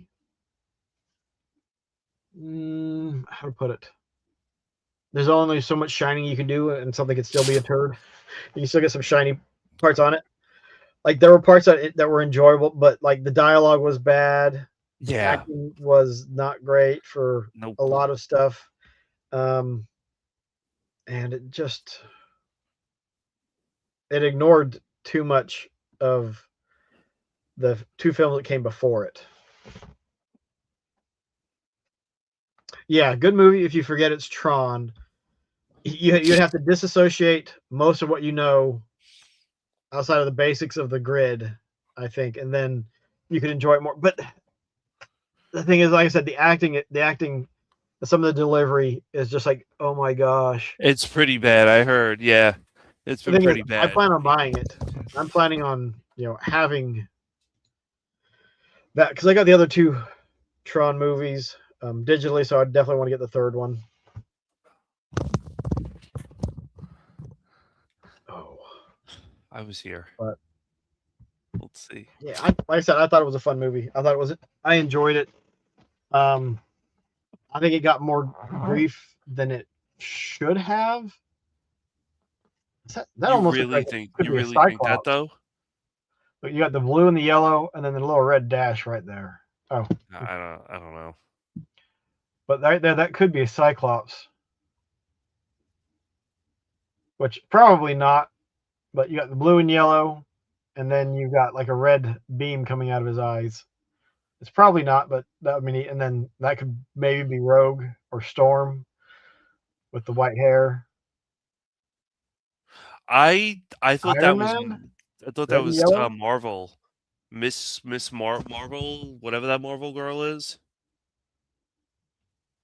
What about Miss Marvel? I thought that was her. Who? Blue hair? No, the white hair. The white hair, red uniform at the bottom. White hair, red uniform. If I'm look at the photo that we're looking at now, and if you go up, that one, yeah, This one? yeah. The red and yellow? Lion-O in the cabinet in the top right.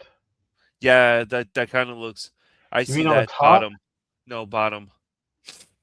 We said in the cabinet top right. Yeah, but it's You got to look. You got a pink skull, and I wonder if this is like a little green snake.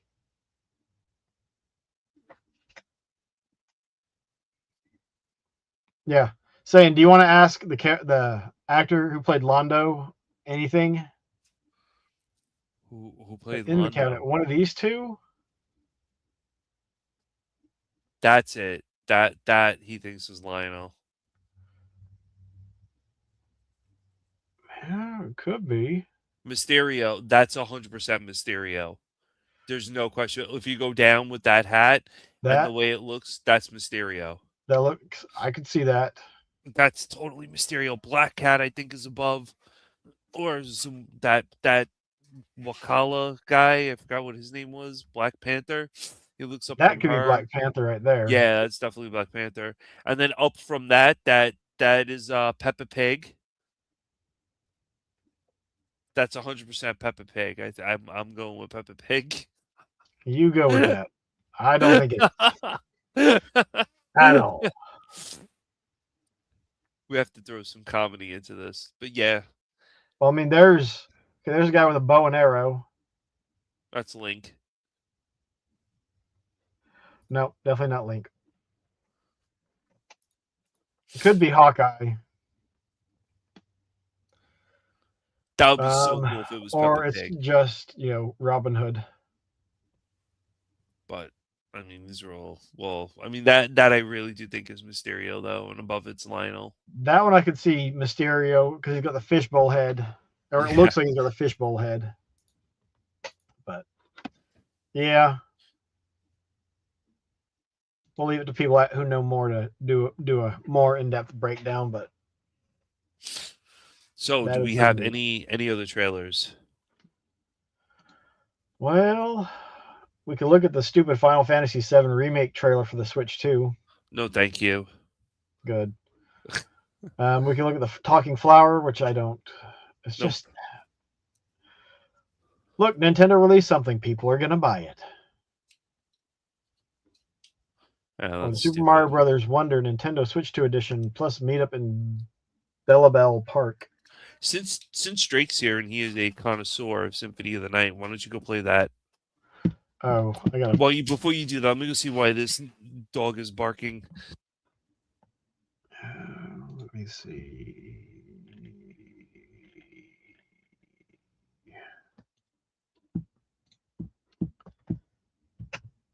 Pods.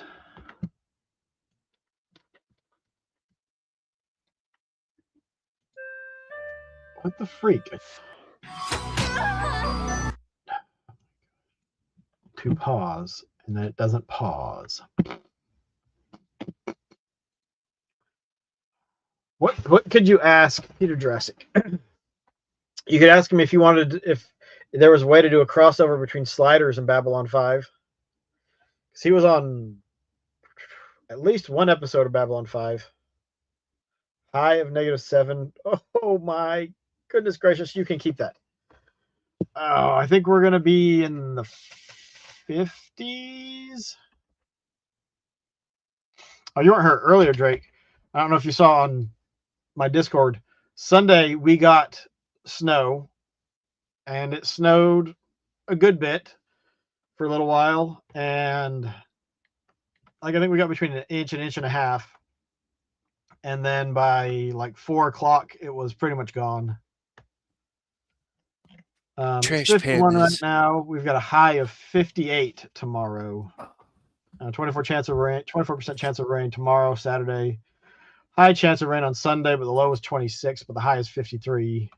But then Monday it's 18 for a low, so there could be some freezing going on. Oh, but we got snow and then it was gone. It didn't stay, and there wasn't enough to even worry about ice. Oh, it was just crazy that I think this is the first time, like in back-to-back years, we've gotten snow. But last year the snow hit the ground and it stayed. This year it hit the ground, it stayed for a couple hours and then started going. Really? Right, so we're gonna look at the trailer for Magnavale: Eternal Soul, which is a Symphony of the Night Metroidvania clone. Let me know what you think about this, Drake. Well, I hope the music sticks.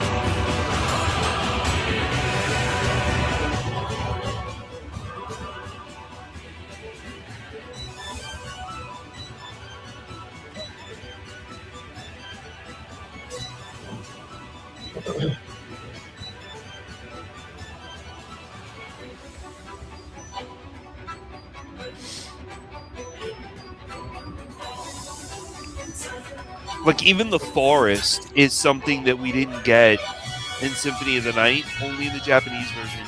And that ball is a hellfire. It's very much a hellfire. That's just wild. See, watching this makes me think I need to go back and finish Symphony of the Night. Not, oh, I need to go and play this game. When you've dumped hours into Symphony of the Night and 100 like total percent completed it, this is something I'm definitely I'm very much looking forward to this. It's like you said earlier, it's a clone. The sprite, it's just crazy the way the sprites look. It's nuts. They totally wanted it to look like Symphony of the Night, and they nailed it.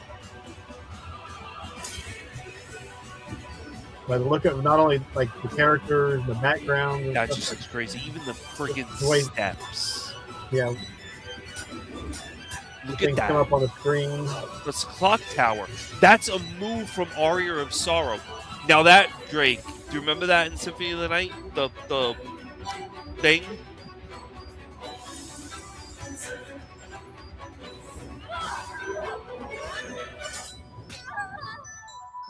Oh, she died again. Bye-bye. I really hope this music is. I'm not dead yet.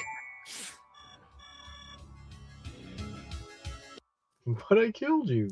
See, now that right there, I don't. You got a Spyro looking girl. This kind of caught me at the end, like what? Because I didn't know what her face looked like throughout the entire thing. It was all pixelated. Yep. Well, here you can see horns and whatnot on the pause screen. I thought she was a possum with the tail. I didn't. Thought she was a. Have you seen a possum? They're not purple. I know that, but with the tail and the face, I thought it was kind of like a possum. Have you seen a possum? Yes. Yes, many. The They title don't have screen. horns either. The title screen. What's the title screen? I think I was talking about that one. That looks yeah, like that. They shouldn't have shown that. They shouldn't have shown, like, people were like, "Oh, we're getting like Spyro Symphony of the Night."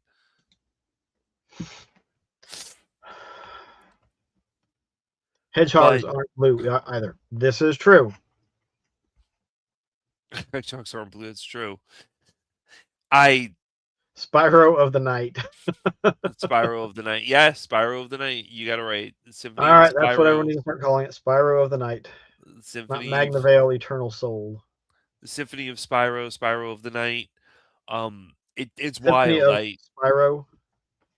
Symphony of Spyro is good too. It I just think I Spyro of the think Night it looks is excellent. works. I mean, it looks. Although is Spyro a boy or a girl? Spyro's a Dragon. boy. Spyro's a boy. This would be Spyra of the Night. We're gonna make it put an A on it instead of an O, and now it's a girl. Spyro's a boy. I thought he was. It just looks really. I mean, it looks good. It looks again.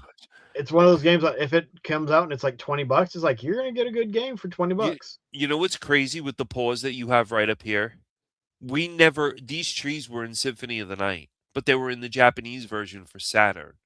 We never got these trees. We never got the forest. We never got the graveyard. So this is in Symphony of the Night. And the screen you had on before this, where you walk into a boss room and those two doors come down, that is very Castlevania. I don't know where that was. That's like super Castlevania. Yes, but I see that's the thing. Like if you look at the sprite right here and you go into the Marble Gallery of Symphony of the Night and you're walking from the Marble Gallery towards the outer wall with the elevator, you have a whole bunch of these that are there, and those are the stone plants that spit out the skulls that turn you into That's in stone. your stone. Yeah. Yeah, that is exactly to the T what it looks like. And I looked at it, I was like, what the hell? Even the trees look like Symphony. That's a move that you do in Aria of Sorrow. It's just it's not trying to be anything new. It looks like it is just being like, hey, if you like Symphony of the Night, here's more. But that's the thing, like what Drake said, there's a lot of these Symphony games. Yes, but they don't hit Symphony of the Night on the head, and this one does. This one nails it. Like this game kills it in the way it is. Like if this holds true to what we're seeing in this spectacle of a trailer, then I can wholeheartedly say that we might have a true spiritual successor to Symphony of the Night, which will be this. I played a lot of games. I thought they were Symphony. I thought it was going to be great. I thought, this is like all of them.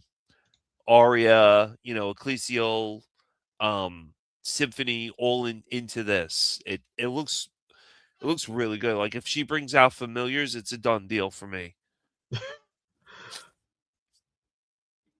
It'll be interesting to see what they do with it. I mean, I thought it looks nice. Actually, if you can wish list it on Steam. I did. How much was it? It didn't say. I can't see this thing going for more than $25. I really can't. Magnavale, Steam. Oh, you saw the sword familiar. I remember when you got the sword in Symphony and he would go up and do the circle and be like, yeah, sword family familiar or something. Yeah, this is coming soon. Some weird thing. I'll probably, if I remember, I'll put it on my wish list on Steam when I've got Steam open at some point. Wait for it to get to $5 or $10. I think it's probably going to be about a $25 to $30 game. It can't go more than that. There's no, I'll wait for it to get to $5 or $10. Well, that's you. Yeah. There's no game that I have to pick up as soon as it comes out. I've got way too much I'm trying to deal with now, and I'm struggling to keep myself from going on. Like every week, I go and look. Okay, what are the deals on Xbox right now? No, don't need to look at those. Yeah, no. But I still go and I look at the games. I was like, oh, let's see. Oh, that's interesting. Let me add that to the wish list. Let me add that to the wish list. What's interesting about this too is that you have the neck, the body, the hand, and the hand. You don't have the face. So the face was for Symphony. But in most Metroidvania clones that they call them this day and age, you don't have double hands. And you had that in Symphony of the Night because you would have the Alucard sword and the Alucard shield.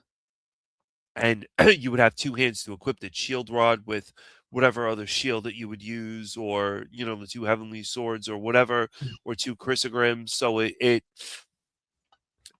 holds true. I mean, it really holds true to the way this is set up. I haven't seen any of those Symphony clones have two hands, you know, like that. So they're trying to be different by having two hands. But yeah, I mean, it's to each their own. And, you know, I'm glad that there are people that buy games day one, because that's where the developers make most of their money. And unless it's a game I'm really looking forward to, like I was looking forward to Prime 4. I was going to buy it day one. Local shop couldn't get it, so I didn't buy it day one, so I don't have it. And so now I'm probably not going to buy it unless I can find it for like $20 or less. I have Prime sealed with a Switch 2, and you have a TurboGrafx 16 with games. Let's make this happen. But I don't want a Switch 2. I don't understand what you don't understand about that. I don't want a Switch 2. I don't want a handheld. He's getting grumpy. Well, I'm trying to get you to understand. Well, the Steam box would be really good for you. The Steam machine? Yeah, that would be good for you. Yeah, but it's depending on the pricing. It's like, well, why would I buy a Steam machine instead of buying a full-blown PC? Well, if the Steam machine comes integrated with Xbox Online, that would be really PCs amazing. have Xbox. Yes, they do. Yes, I know, Drake. I know. I could always sprinkle Legos into the deal and try to get him to move. You get a lot further with Lego than you would. Oh Switch.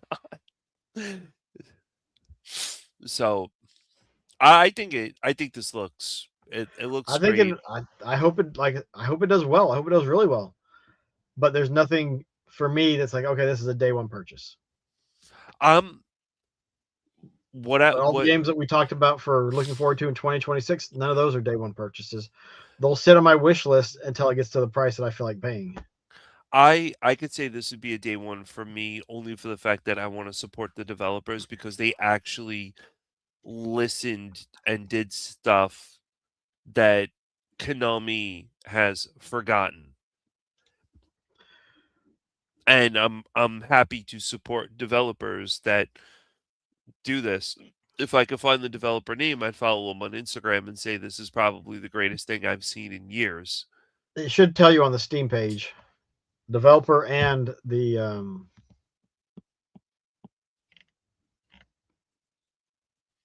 I mean it looks so just very good. Yeah. Yeah, I could sell it, Drake, and I've thought about it. I think it's close to $1,000 for all the TurboGrafx 16 stuff that I've got.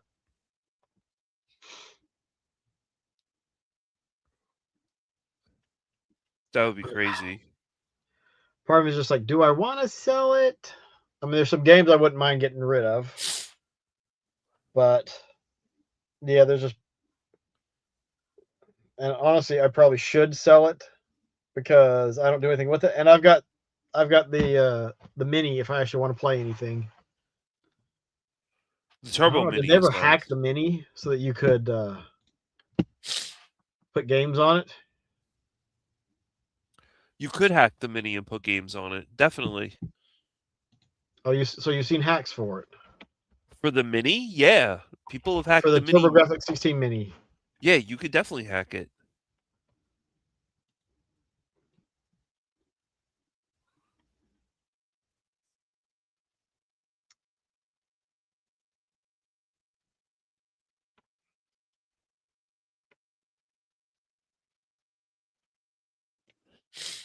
You could totally hack that. I'm trying to find out what the name of that game is.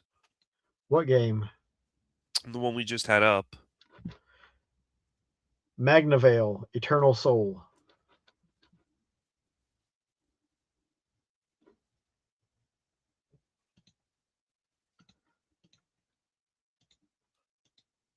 All right, so here I found a video. Let's see. Talking about hacking the Hello, everyone. What better way to draft the ball in 2023, aka 2K23, than to have a refill that we have successfully gotten the TurboGrafx 16 modification off the ground? Yes, it will come out in the foreseeable future, sometime in 2023. It's for the TurboGrafx 16, aka Core Graphics, aka PC Engine Mini. Right here, I am running RetroArch Extreme from the main menu, from the mod hub. But this is not going to be public worthy and safe for release as far as right now. But in the foreseeable future, just like I said, sometime in 2023, it will be. Could be June, could be July. Just don't expect it overnight. There's still a considerable amount of work to do to get this completely stable for public worthy release. But there's going to be a nice test face going on, and any kind of bugs will be ironed out. I mean, it is what it is. But we're going to try to get the best of the best to you. You know, Eric Roberts provides great movies from 1980, in the foreseeable future. But for starters here, of course, I had to add Keith Courage and Alpha Zone. What the hell were they thinking by not having this in the default lineup when it came with the system to begin with? And of course, we have Straight High Raoult, Mystic Formula, Last Alert. There's a great homebrew game for PCE CD called FX Unit UKZ Henshin, and we're going to check this one out because this is a great recommendation from Black Sunshine, who has helped me with testing and stuff in the past, as did Requiem. But I actually was unaware of this game until just today. And the funny thing here is I was confusing it with another game which had a similar title on the PC FX, not to be confused with another NEC system right here. Because the PC FX was essentially the follow to the TurboGrafx CD. Great homebrew game, one of the best in the accolades of homebrew games. You're going to be able to run just like a zillion games on That's this. pretty cool because then you could play Valis, all the Valises on them. I wouldn't recommend doing anything with your system other than the default perimeters if you're really, really, really overly concerned with that. But to set up with the PC Engine core. I have Yes, it can, Drake. Oh, do I know that? Chalice, but yes, and of course, I did not plan this. I did not fact that the CD format is way ahead of the time from Sega CD to TurboGrafx CD, where you have these fun introductory cinemas like right here. 20 I'm just showing that it can be hacked. We say the Famicom version of how as well. Heroes, Turtles, Ninja Heroes. Kind of what I was looking for. The other great actors from that movie, Forrest Whitaker, one of my all-time.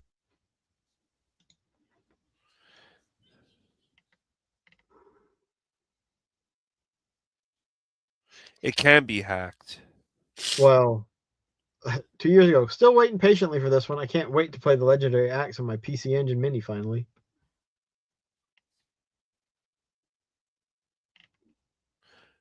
Core video is great. I've done it with all of them, and it's pretty. It's actually, PC ECDs is really good. A lot of it's really good. Oh, the core video yet? Yeah. Actually, what's funny too, Drake, is I said to my friend today, I'm like, how did you get the Neo Geo to work? And he's like, oh, yeah, I just referenced the video that you sent me. And lo and behold, it was Drake's video. I think we're... Do we have any other videos we want to watch? I don't think so. Excuse me.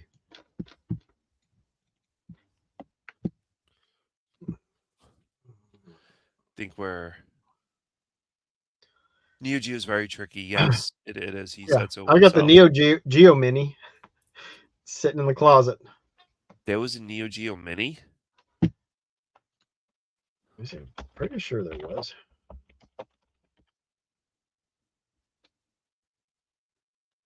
I never knew that. Oh, Last Faith.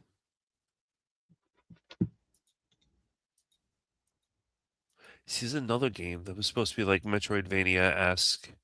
Last Faith, and it just looks like garbage. So there's your Neo Geo Mini. Oh, I have that. I have that sitting right over there. They made one? Oh yeah, I didn't know that was. I didn't even know that was the Mini. I have the Gold X. We should do a show on that. That's a crazy system. The Neo Geo Gold X.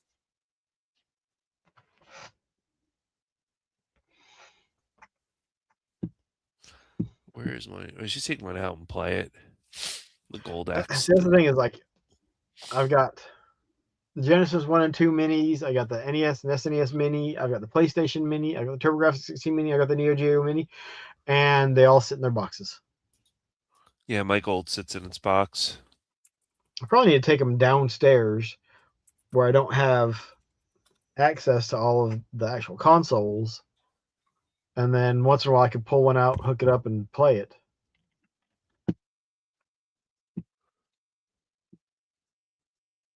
Yeah, I have the thing that came out for it, Drake. I have the whole thing.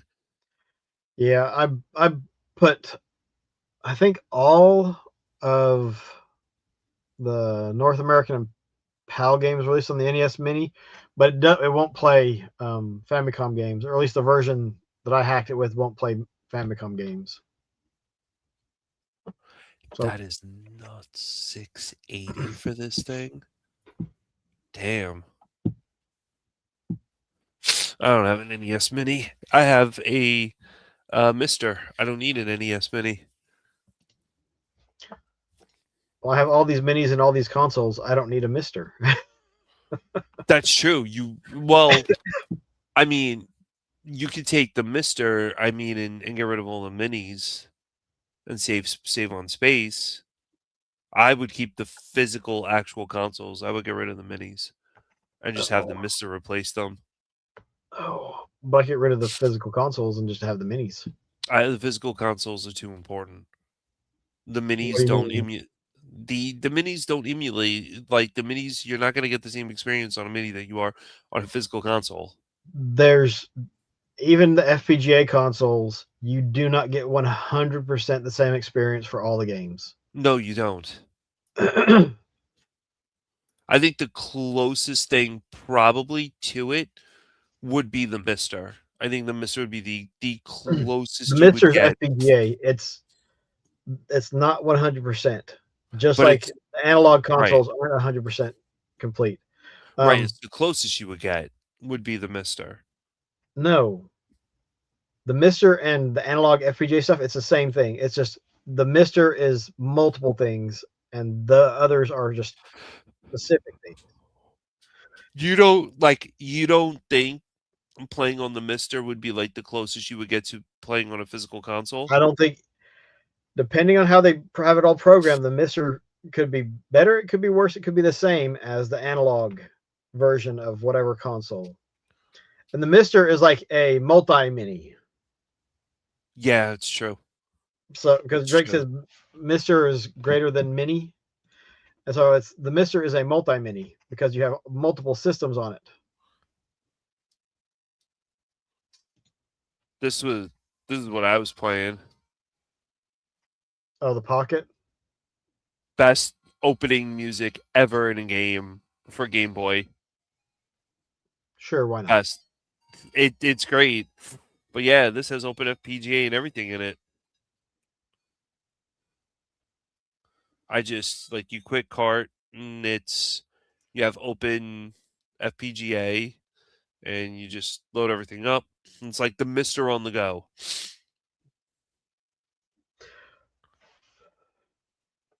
Well, yeah, I'd Mister better than Minis because most of the Minis I don't think are FPGA. I think there's software emulation or hardware emulation. What, Misters? No, the Minis. Yeah, you're right. They could be Whereas the hardware Mister is emulation. FPGA. You're right. I think they are hardware emulation. I don't think they're FPGA. Because it's what do they call it? Console on a chip. Yes.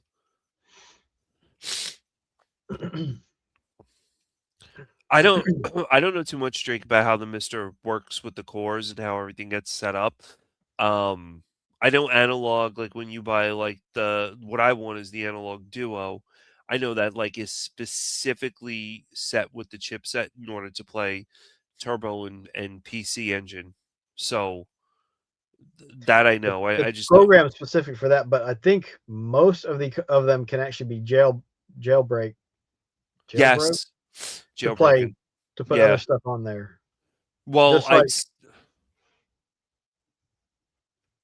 Like I've seen one guy jailbreak the analog and dump every game for turbo on it on the little micro Yeah. SD card. The That SD was cards. impressive.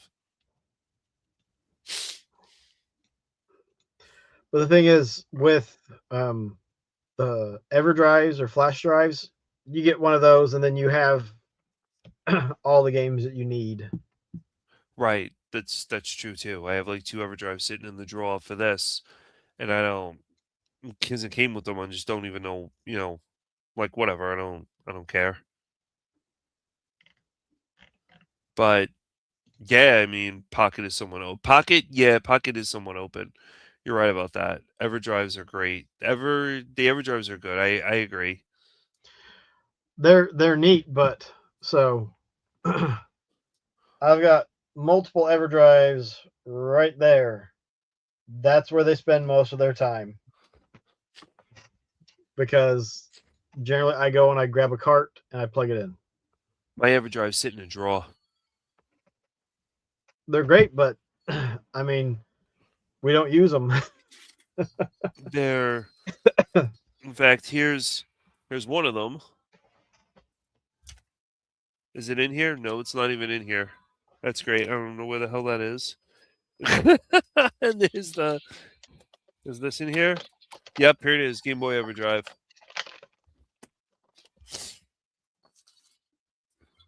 Oh, what's this hanging out? Oh, Final Fantasy. Oh boy. But yeah, just like I said, I don't. Yeah, that's nice. The turbo one is nice. Doesn't work. Why? It doesn't load up properly. Reformat the card. I think I've done that and it didn't work. You could definitely find you can reformat the card. He'll probably tell you. I tried it without the card, and it won't work No, without the card. I does don't not think. like it. You did it on what? The turbo itself? Yeah. Should work on the turbo. Mine worked on the PCE. It should. And mine worked in the handhelds. 2 of the handhelds I have. But yeah. Well, I think you're getting tired. I think we're done for. Yeah, well, for it's after tonight. 11 o'clock. I think it's time to call it.